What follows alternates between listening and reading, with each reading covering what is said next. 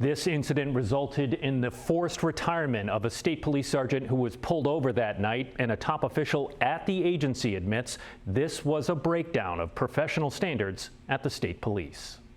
This is dashboard video from a state police cruiser in the early morning hours of March 23rd on 295 South in Cranston.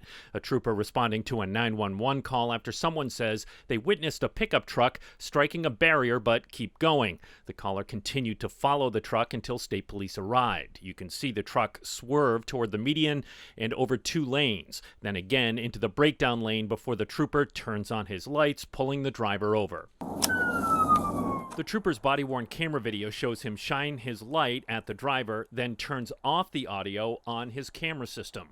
The driver is Nuno Vasconcelos, a state police sergeant with 20 years on the job. Court records show the trooper observed Vasconcelos slightly stumble and unsteady on his feet and detected a slight odor of an alcoholic beverage. Vasconcelos was told to sit in the passenger seat of the state police cruiser. When he was informed his truck would be towed from the scene, a police report shows Vasconcelos became agitated, telling them, "You aren't towing my expletive truck," and "Get in your expletive cruiser and follow me home. I'm going to drive in a straight line." You can see Sergeant Vasconcelos then gets back into his truck and drives away from troopers.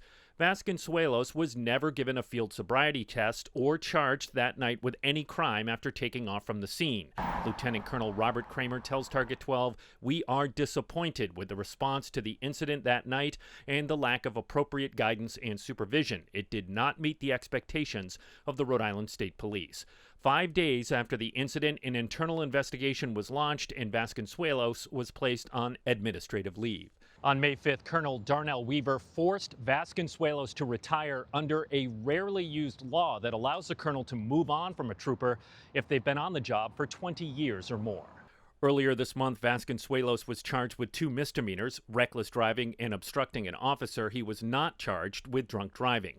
The internal investigation also revealed he had been stopped the night before by troopers. Details of that incident were not released. Kramer says a supervisor working that night voluntarily retired in the wake of the incident. Vasconcelos pleaded not guilty this morning at his arraignment. His attorney, Ed Roy, says it was still too early in the case to comment. With the Target 12 investigators, Tim White, 12 News.